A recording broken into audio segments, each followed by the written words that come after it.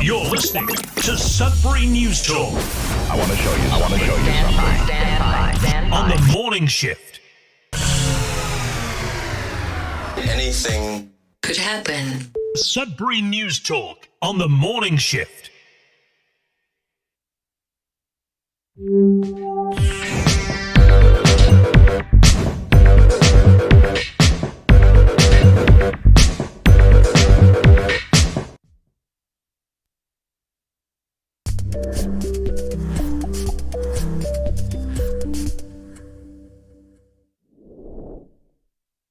Hey, good morning, everyone. Welcome to Sudbury News Talk on the morning shift. I'm AJ Walsh. Glad to be here with you.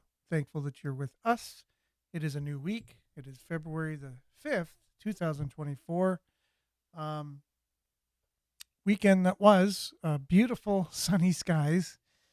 Just to make it so that way I had to eat my words, I guess. I did see clouds, though. There were not one day without some clouds in the sky, man-made by definition, but at the same rate, way more full sunny days than I expected. But I wanted it I wanted to be proven wrong, and I was grateful for that because it was a wonderful sunny weekend in terms of weather, and temperature wise it was about as good as you can get this time of year as well. So nothing to complain about there. We're very happy the way the weather of the weekend went. Anyways, top story that we're going to be talking about today, sadly enough, that there's still no word about Ward 2 Councillor Michael Vagnini, where he is, and what condition he might be in. So that is alarming. It's now on the 9th day, at 5:40 today. It'll be 9 days exactly that he's been missing, right? So pretty, or at least, 7, 8, 9 days. Yeah, today. So we'll have more on that, at least as much as we know, which is very little, more information on that. And we'll do a little bit of a deep dive. They've postponed the MAID, medical assistance in dying program. They've postponed it for a undetermined amount of time for the mentally ill. And so I would say that's a victory of sorts, and especially for those who are suffering and, could make a decision on the fly that you won't be able to regret it because you'd be gone. So it's not a decision you'd regret, but it would be very regrettable for their family and friends if that was the case and they were suffering. So anyways, victory in that regard. Talk a little bit more about that when we come back after the weather, news, weather, sports, and news. Instead of saying news, weather, and sports, we do weather, sports, and news on this show in that order. We're live on CKLU 96.7 FM each and every weekday morning between 7:30 and 8:30 a.m. We are also streaming at cklu.ca. Click on the Radio Player Canada app logo and you can stream us. Also download it and you can take us with you and listen to us anywhere, anytime on your favorite device. We're also live streaming at facebook.com/Sudbury News and youtube.com/Sudbury News. So if you want to watch, you can live, and make sure to like, share, subscribe, and follow all of our social medias. We're not just on Facebook and YouTube, but you can look for us on all the major platforms, along with make sure to comment.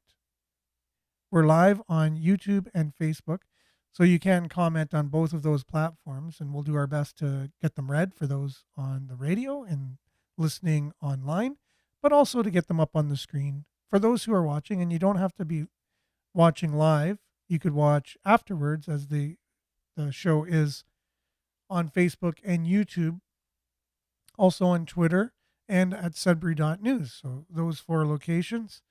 You can find the show after it airs live on YouTube and Facebook. So let's dive right in today. There's been a lot of stuff, I guess, happen on the weekend. But we'll be back to talk about our missing counselor, Michael Vagnini, after the weather, the sports, and then that'll be part of our local news headlines, and then a deep dive into the state of our country that also affects us here in Sudbury as well as anywhere else in the country. So we'll be back right after this. Stay tuned. Going to be a great show.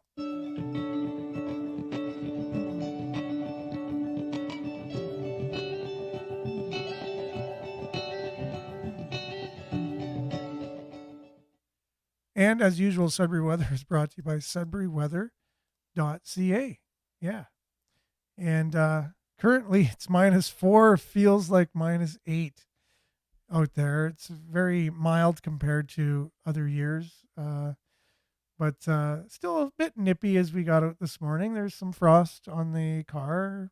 Had to take care of that before heading to work. Today, mainly cloudy, fog patches dissipating this morning. Wind is might as well not even be there, 15 kilometers. The wind chill is -15 this morning. Tonight, a few clouds, low of -8. Wind chill will be -3 in the evening, -10 overnight tonight. And then Tuesday, mainly sunny. Wind will be the same, pretty much nil. Wind chill will feel about -6 in the afternoon tomorrow. Look at your 6-day forecast. Mainly sunny tomorrow. Mix of sun and cloud on Wednesday. Cloudy on Tuesday. So high of 1, high of 2, and then high of +4 on Friday with a mix of rain and flurries possibly. 60% chance of precipitation in the form of rain or flurries. And that would be February 9th. 1/3 into February. And then the following day, high of 0 on Saturday, 60% chance of flurries, and then a mix of sun and cloud on Sunday, high of -4. But I guess the whole weather story was the weekend of just clear skies, unprecedented clear skies over us. And as you can see, here we are right now. There's just a little patch of clear between Sault Ste. Marie, Timmins, and Sudbury, almost like a triangle. It's a triangle of clear skies.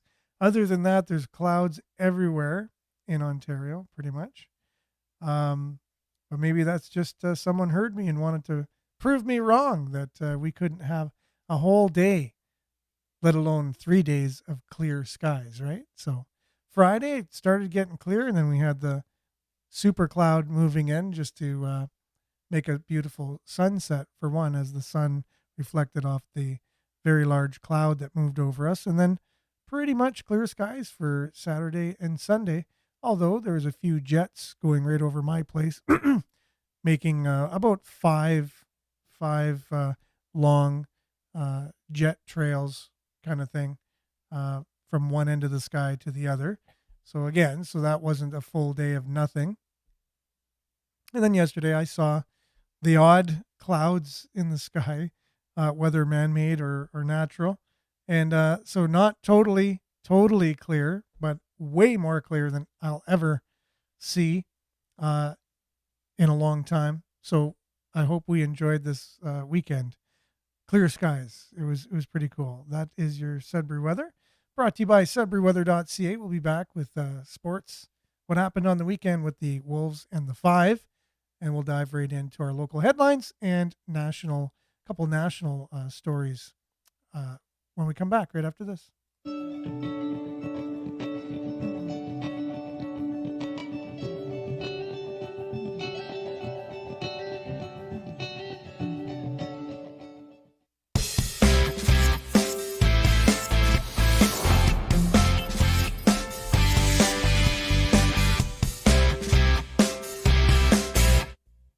So the Sudbury Five in action this weekend at the Sudbury Arena. And this was Saturday night at the Sudbury Arena. A little bit of highlights for you from there. If you weren't able to go to the game yourself, this is what it kind of looked at toward the end of it. Rogues with a 1-point lead, 3.5 to go. No better place than right here, right now in Sudbury for this one. Notice! Harris gets it in. It's stolen by Blevins. It's loose. Put up. And no good. The Sudbury 5 win. So the Sudbury 5 coming out victorious 126-125 over Newfoundland this weekend.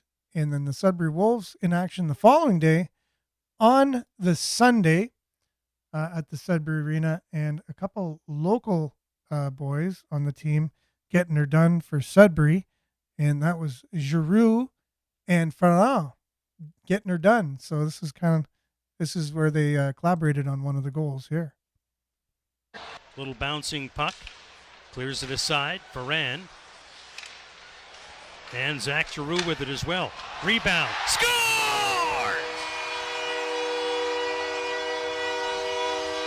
4 points for Zachary Giroux. He's having himself a game, and Alex Ferrand gets his second of the game. At center.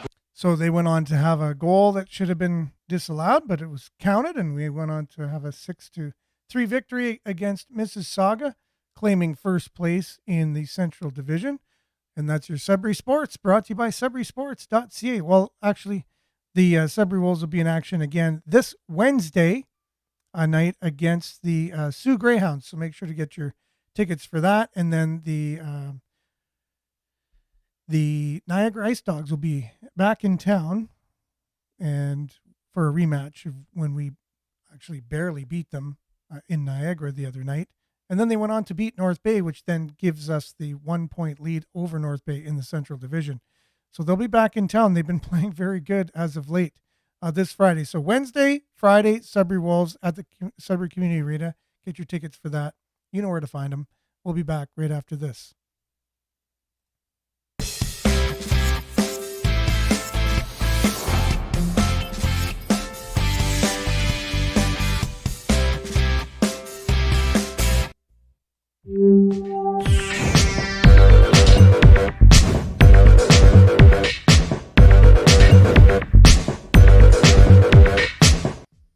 And we are back. Excuse me. We got a lot of people on this morning, so we want to make sure that let's give a quick shout out to those joining us. We really appreciate you, Marianne. Good morning from Barrie. Liked and shared as usual. Thank you so much for that. Excuse me, hang on one second. There we go. And good morning, Judy. Thanks for being with us as well as Debbie. Sunshine or smiley emoji, much appreciated. Monique, thanks for joining us as well this morning. Vin, hope you're having a great morning. Denise, good morning from Espanola. Blessings for today. And Marianne actually says we got 2 days in a row today. Back to gray skies. Yes, more than likely. Liette, good morning, Sudbury. Thanks for being with us, Liette. Denise says, taking advantage of people under duress. I have to go back into what we were talking about earlier. Oh, MAID. Yes. Medical assistance in dying. We will be talking about that later today. Well, later this morning. And good morning, Maurice. Thanks for being with us. Jerome, good morning. I can't imagine a family member agreeing to sentencing struggling loved ones to death. I guess that's the way you'd have to look at it in some regards. People in authority recommending that this is the treatment for you. We'll talk all about that a little bit later. Agreed, Marianne, for sure. Denise says, I watched Florida telling the people to arm up, and other state was telling people they're about to be invaded. So what's going to happen to Canada? Yeah, there's a huge thing. We barely talk about it. We barely talk about what's going on in the U.S. with their issues on this show. But their border has been pretty much open since the last administration took over, and it was pretty much advertised that it was open for anyone who wants to come in illegally into the United States, and that they won't be stopped at the border. And with that, then millions of people have come across illegally since then. And reports are many of them are young men of military age, and that there may be some repercussions for the United States at some particular point in time when you have that many illegal people coming into your country. It could be looked at as an invasion. 100%. But the administration would be guilty for that. The current one. In Cape Breton, there is a state of emergency because of the snowstorms. I did hear that on the way in this morning. They got over 90 centimeters of snow in Nova Scotia. It's also not in good. It's also not in a good way either. Nova Scotia, that is. So yeah, that's a lot of snow in a short period of time for sure. And you never know. We've got off kind of scot-free so far this winter, and I'm just bracing myself for getting a boot in the you-know-what. Mikey, good morning. Thanks for being with us. Good morning, Sudbury. Also, they got all our snow this year. Yeah, exactly. Good morning, Brian. Thanks for being with us. Good morning, Sudbury campers. Marianne. Okay. Speaking to each other, moderating here. Excuse me. Just want to say hats off to Germany, Poland, and France, and any other country that had the you-know-what to take care of to take their country back. Exactly. Yeah, exactly. Well, I mean, so Mikey's saying they did what Canada couldn't. Hats off to them. And I don't know. I think there's a lot of people in Canada that want their country back. And we'll talk more about that a little bit later in terms of how MAID is shaping up. They backtracked due to the fact that most of the Liberal and NDP caucus would qualify for their MAID program. Is this not correct? And that question was be to Mark Sette, the MP of Nickelbelt currently, Liberal himself. Yeah, it'd be interesting to, excuse me. Wow, there's just something in my throat this morning.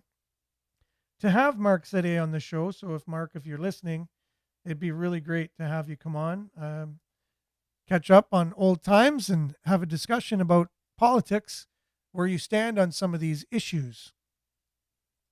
Correct? Good morning, Nicole. Thanks for being with us. Nice to see you on. And Diane, good morning. Obviously waiting for this. Oh, anxiously waiting for the sun. Yes, for sure. Warm things up a bit today. It was a beautiful weekend. We got more sun this last weekend than I think we got the whole year. So, here you're giving a shout out to Pat King and Tyson. Freesome George, I guess, is his handle. Did awesome. Most of the other groups had too much infighting. Yeah. Oh, we're talking about how Canada is handling. Yeah. Basically trying to get our country on track.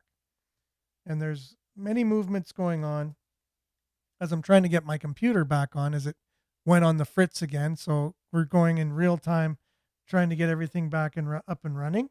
It looks like we're getting there. We're almost there. Just got to get back onto this thing and we should be good. So thanks for sticking with us today, guys. There's still so many more comments coming in. I want to make sure to get them up on the screen. Some things about the United States situation. We will have to move on here, getting into local headlines. Excuse me. I haven't had this happen to me like forever. I've never had something in my throat for a prolonged period of time as we're getting off and running on the show. I guess there's a first time for everything. So thanks for commenting, everyone. Keep our comments coming.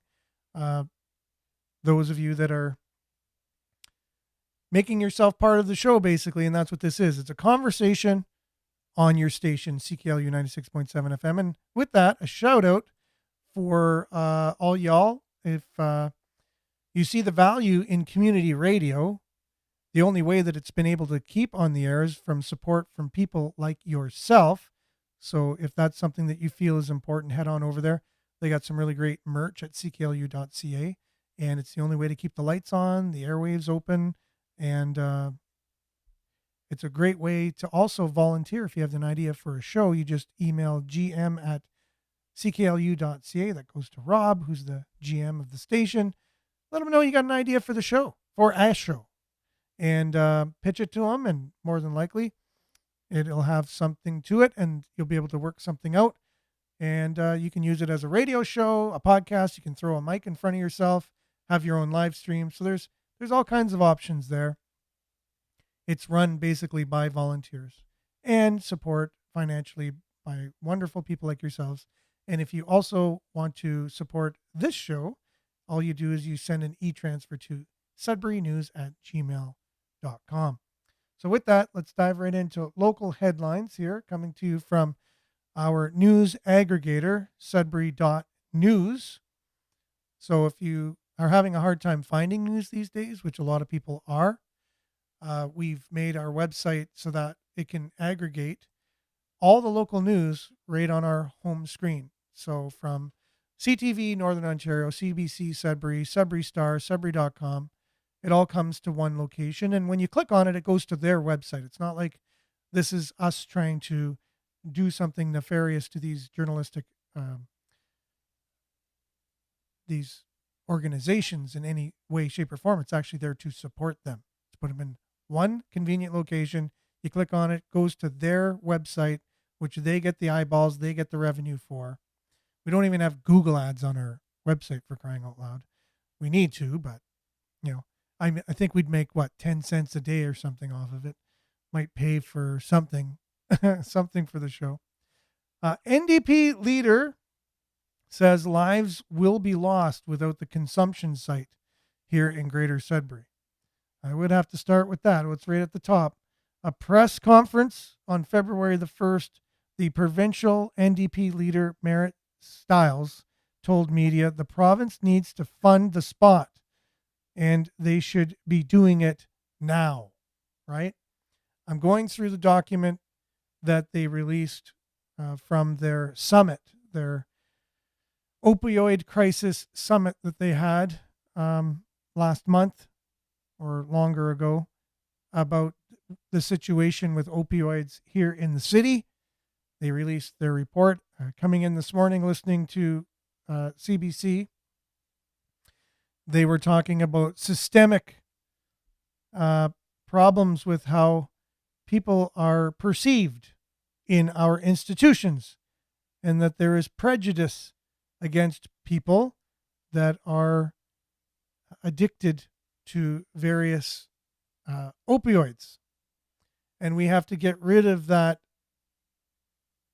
stigma. Basically, there's systemic, holy cow, here we go. Systemic stigma. Systemic stigma is the term they used. And that's the main takeaway from this gathering of the minds, so to speak, and the organizations that are involved in the opioid crisis here in town. I have to apologize. I still haven't read through the whole report, but initially reading through it, it is a lot of big words, and they just want to keep going ahead with what they've been doing. That's what it is.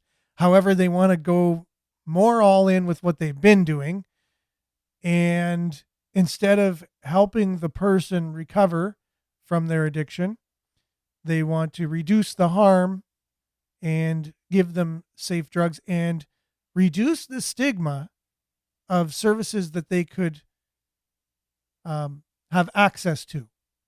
So they're saying people are prejudiced against people that have addictions, and they then don't have access to the same resources that anyone else would, and that's the main problem. Not the fact that they're addicted and we need to get them off is the problem, we need to do everything we can to get them off the drugs they're addicted to wasn't mentioned once. It was mentioned in the fact that that is one of the solutions, is that you just don't take drugs, but there was nothing in their report that said how anyone can facilitate that and help somebody get to that point at all. There was lots about how you can help them have safe drugs. And other than mentioning that one of the options would be not to do drugs on the scale of not doing drugs to being totally addicted to it, no mention of, hey, this is how we can assist people from a life of addiction, getting off of it. It was all about how to assist them in their addiction and don't stigmatize them. And yeah, that's the main problem. Systemic stigmatization is the problem. That's the main thing we're going to be focused on as a community. That came out of that huge conference they had. Anyways, stories to start your day from Sudbury.com would be, is that from today? I think so. The search continues for our missing counselor, Michael Vagnini. Ward 2 counselor Michael Vagnini has now been missing for going on 9 days, and the search still continues. As of this publication, Greater Sudbury Police Service has provided no updates, and that is true. We've shared their Facebook communication about Councillor Vagnini, and that it's been the same, the 8th update, which was the same, I think, Thursday night they released it. Hasn't changed since. It's the same. No updates from the Greater Sudbury Police over the weekend on the status of the search for the city councillor. As reported on Friday, Greater Sudbury Police, along with North Shore Search and Rescue, began conducting an active grid search in remote areas along Old Highway 17 and the McCharles Lake Road and Panache Lake Road areas. The last confirmed sighting of Vagnini was on January 27th when a surveillance camera captured his pickup truck traveling westbound on McCharles Lake Road. We've heard all of this time and time and time again, over and over and over, between Whitefish and Naughton. Greater Sudbury Police Service officers and more than a dozen civilian searchers, are part of the effort, trudging through knee-deep snow and heavy brush in an effort to find Vagnini. And I believe there's more than just that number. I think there's, I would say, I don't know if I can go as far as hundreds of people, but there's lots. There's dozens of people looking, going out and spending their own time and resources to search for Michael Vagnini. And we pray and hope. We're thinking positive, hoping that he will return to us safe and sound. I'm just scratching my head, though. I know if I tried, like, let's say I committed a crime and I tried eluding police. I don't think it would be that long before they'd find me with today's technology and things. Again, right? And then someone who's this high profile who can go missing, even if it's hard in today's day and age to try. If you try to go missing, it's pretty much impossible with the technology we have. So I'm a little baffled on this one, on how he's still missing and eluding the authorities. Yeah. And I don't know if he's out and out totally trying to do that. He never gave any indication to the people he spoke with last that that's something that he had an intention of doing. So if he's confused, even more baffling that he's not even trying to elude people and get away on purpose. You know, you'd think if someone was trying to on purpose. But yeah.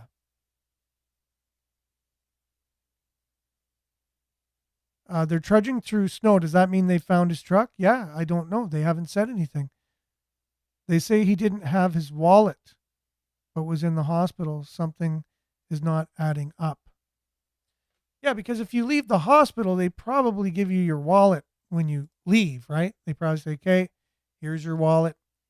Here's your phone. You know, you probably just couldn't leave the hospital without that. Or why isn't there a statement from the hospital on all of this? Is it client confidentiality? You know, how does the police know what his condition was in the hospital before he left? You know, people are wondering these things. So there's lots there's lots of unknowns here. But again, I just have to say I'm really baffled that in today's day and age, someone can actually go missing with all the technology, again, that we have.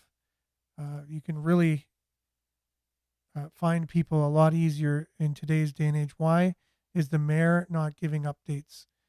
Yeah, I guess he's relying on police to do that officially. That would be my thought on it. I thought he'd been out of the hospital for about a week.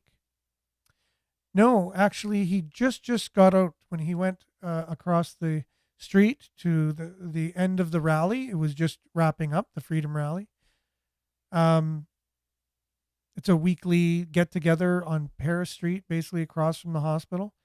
He got there just as they were wrapping up and said he just got discharged. He self-discharged himself out of the hospital.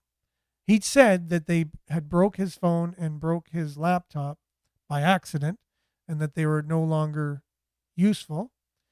But that's questionable whether or not that really actually happened or not, because I think either his sister or his partner said they had his phone. So that's questionable. Anyways, there's so many questions to ask on this. And I think we kind of need questions. So I did speak with Mike Parent on the phone, and he actually wasn't privy, if I could use that word, to the information we were even sharing on the show that I got from Monique, one of the daily viewers, and still trying to figure out how to get her on to the show. I wasn't able to find the device that would be able to link my phone with the technology I have here, because everything's Apple and you got to have millions of devices and things and doodads and doohickeys to make things work. Anyways, so hopefully we can have her on the show just to kind of reiterate all of the information that we pretty much talked about on the show. But at the same time, it's good to hear it from the person who actually heard it from the person firsthand. So many questions. We're just, baffled at this whole idea that he could be missing for that long. We might come back to that depending if something comes up in the meantime. I'll be kind of refreshing my page and stuff to see if there's any updates on Councillor Vagnini, on his whereabouts. As we go, if any of you hear anything, make sure to let us know, because it could be any time now that we get something, right? First-degree murder charge. Here's another headline from Sudbury.com. First-degree murder charge laid in Cabot Street stabbing. The 30-year-old man facing first-degree murder charge following the February 2nd stabbing on Cabot Street that left a 20-year-old dead. Greater Sudbury Police released the scene at the address on Cabot today. Greater Sudbury Police released the scene at the address on Cabot today, following the execution of a search warrant at the property located on Cambrian Heights area. Cabot Street and Hearn Avenue are part of a block of townhouses and a couple of apartment towers bordered by Burton Avenue, Albany Street, and Frood Road. Well, at least we have the exact location there of Cabot Street. Our forensic identification unit processed multiple scenes and several witnesses were interviewed. Police said in a news release Saturday afternoon. Detectives from our criminal investigations divisions will seek out any additional witnesses and pursue any further evidence in the coming days as they prepare their case for court. Very unfortunate happening here in Sudbury. We'll have more on that, obviously, as that story kind of unfolds. Let's see here. Anything else coming out of here? Okay, there's a poll shows sharp divisions. You know, remember how the federal government or the federal courts our federal court found that the Emergencies Act was an overreach of our government, and that they, in evoking the Emergencies Act, were found that they had no grounds to do that, right? And I see that we're freezing on my handy dandy apparatus beside me. I'm not sure if we're still on the radio. I hope we are. I hope that's not freezing. But I haven't had that happen to me in a long time. So we're not sure what was said that could have sparked something to cause the freezing, but hopefully everything's okay on the other end. All right. So there's a poll that shows sharp divisions over Emergencies Act. The better part of 2 years was used to end the COVID-related convoy protest or occupation in Ottawa. So that's interesting. Again, the wording of whoever wrote this article. So let me see. Let's just go to the full story here. Sudbury.com, by the way. So Patrick Kane. Poll shows sharp divisions over Emergencies Act. In an online poll this week, most of you said that the use of the Emergencies Act had been justified. That's interesting. But a close look at the data shows some very sharp and revealing divisions on the issue. The better part of 2 years was used to end the COVID-related convoy protest or occupation. So this again where I'm having an issue, because they don't say so-called occupation as they would with when they want to downplay or, raise an eyebrow at something, and, it's like smirking at something, it's the so-called, but they don't. It was an occupation, apparently, according to this journalist, which is arguable. What is an occupation, really? Like, you had the people that didn't agree with it, calling it an occupation. So this particular journalist right there shows bias in saying it was an occupation. Oh, thanks, Tana.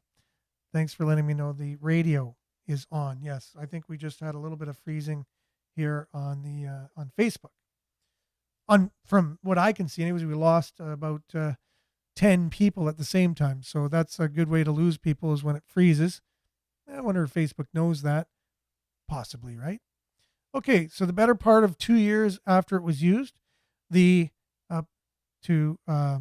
end the COVID-related convoy protest or occupation in Ottawa, the Emergencies Act is still very divisive. Was the protest occupation? Oh, so it is a protest / occupation, according to this particular journalist. Not a so-called occupation, right? The wording there. So was the protest a blow struck for freedom by outraged citizens who had enough, or was it an exercise in tormenting Ottawa citizens with, among other things, locomotive horns that was indulged by police far longer than it should have been? Right? That's what this journalist is asking. The smoldering debate was blown into flame again last week by a judge who ruled that the federal decision to use the act didn't meet the necessary legal criteria. But this journalist and the Liberal government both know that this judge was wrong, right? And most people in this poll figured the judge is probably wrong, figuring that this, he ruled that it was, the act didn't meet the necessary legal criteria, we all know he was wrong, right? Both sides saw the decision as vindicating their priors. The Toronto Sun trumpeted the judge ruling may have saved Canada, while the Globe, Andrew Coyne argued that it is, in fact, a cautious and differential ruling reached with great reluctance on narrow, technical, and in-place curiously reasoned grounds. In an online poll this week, most of you said the use of the Emergencies Act had been justified. But a close look at the data shows some very sharp revealing divisions on the issue. So the question was by Sudbury.com to you, the reader or the consumer of Sudbury.com's so-called news. See how that works? When it's not really so-called news, I'll just say Sudbury.com. They deliver the news the way they deliver the news. You make up your mind what you think about their delivery of it. What was federal government's use of the emergencies? So was the federal government's use of the Emergencies Act in 2022 justified? Question mark. Right? So 60% of people said yes, while a little less than 40% said no. Okay, it's like any other poll or any other statistic you're going to take. So let's say somebody doesn't really read Sudbury.com because they don't agree with their type of journalism or their politics that comes through in their journalism. So they would just kind of disregard it. I know, did anybody on this live stream take this poll? Did you have your voice heard in the poll, right? So I don't know. So who are they polling per se? They're avid readers, the ones who love to answer most of their polls, right? So there you go. Was the federal government's use of the 2022 Emergencies Act justified? So now they break it down to male and female too. So the yeses, it looks like 58% of them were male and 70% of them were female. And the no's, 42% were male and 30% were female. And then they break it down by age as well. So people under 50 think it wasn't justified. So the younger people say it wasn't justified, whereas, so that's under 50. 61% said no, and 39% said yes. So that's people under 50. 50 to 59, it was kind of in between. And then the older people got, the more they said, yes, it was justified. So that's interesting. So it goes up. 39% said yes, under 50. So that's very small. 55% between 50 and 59. 60 to 69, 65%. And 70 or over, 73% said it was justified. So people in high school or less, again, 56% said yes. So the very young people in school. So they're kind of narrowing it down between people, people older than high school but younger than 50 all thought, it was the right decision of the federal court to say they were unjustified in their invoking the Emergencies Act. But people in high school or younger said, no, they believe it was the right decision for Ottawa to invoke the Emergencies Act.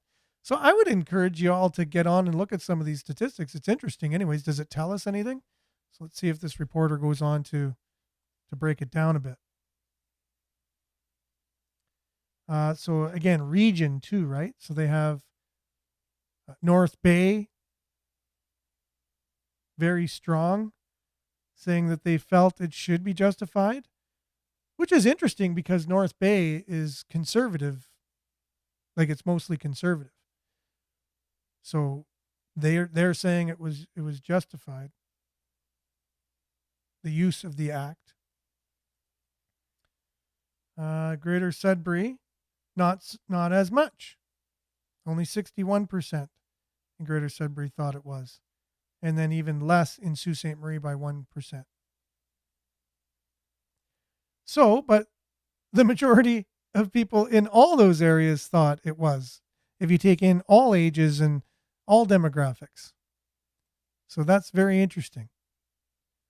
You can make your own mind up here. Social media and court claims. Think before you post. There you go. And then they got some more breakdowns here about people in different parties.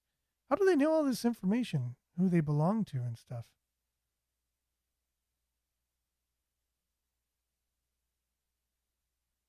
So it's all cross-referenced with all different newspapers, political associations, all kinds of things. So there's all kinds of breakdowns here. Holy crowley. So, and then doesn't kind of finish up with any kind of summary of this at all, but I now have to go back into it and look more into the numbers here on their poll. I myself have my own opinions, as do everyone else, and I oftentimes, I've watched the whole proceedings when they had their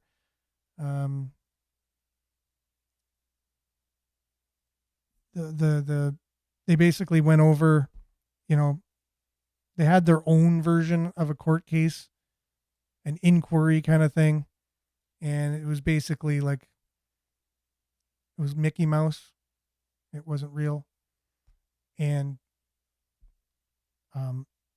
as we heard Tulsi Gabbard talk about, the Prime Minister said, yeah, he believes in protesting unless it's against the government, then he doesn't believe in protesting. So what kind of statement is that? You know what I mean? Like, and no one jumped on him in the inquiry they had with all that and called him out on it. So this particular reporter obviously has leanings. They believe that it was justified and the courts were wrong by doing that. It's going to go to the Supreme Court. We're going to see what happens with that.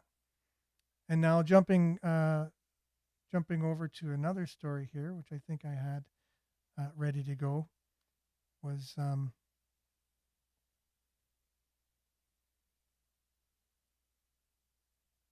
see here.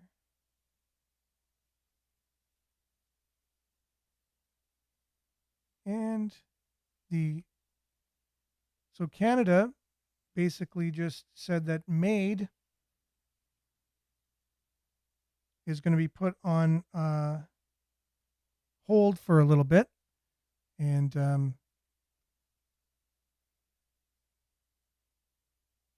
queuing it up here, Ottawa delays MAID expansion by 3 years amid healthcare readiness and concerns. The federal government has announced it will postpone for 3 years its expansion of the medical assistance in dying, or MAID regime, that would include individuals whose sole underlying condition is mental illness.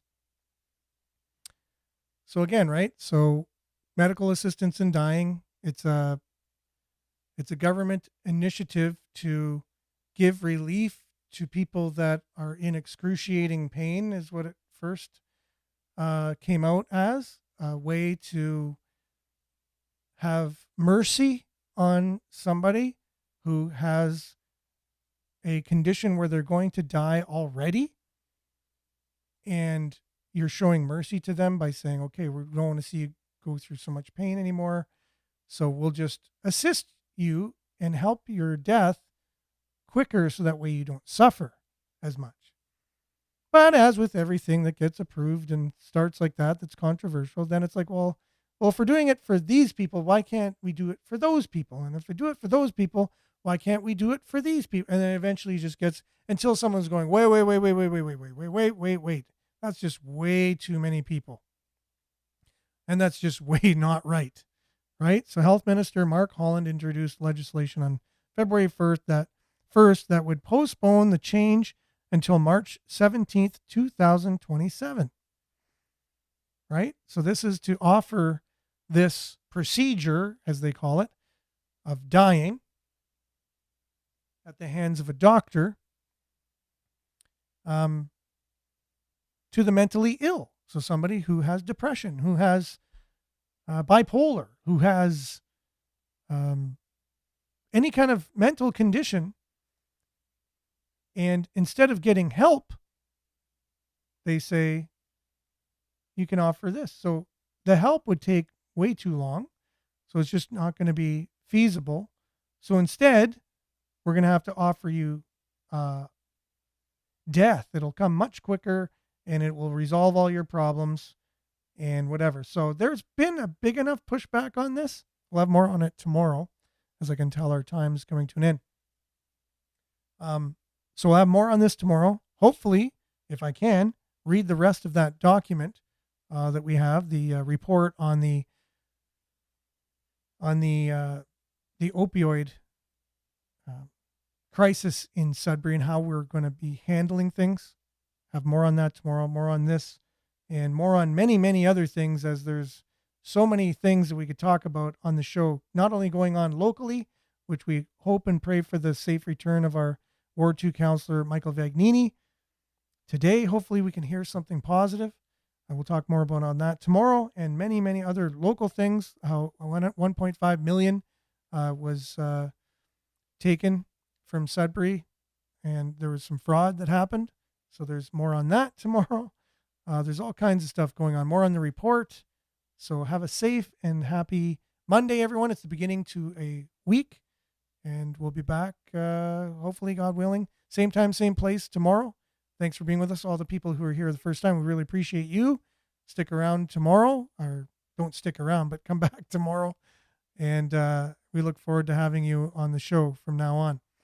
And stay tuned now for Earshot Daily on CKLU 96.7 FM. Have a safe and wonderful Monday, everyone. Ciao.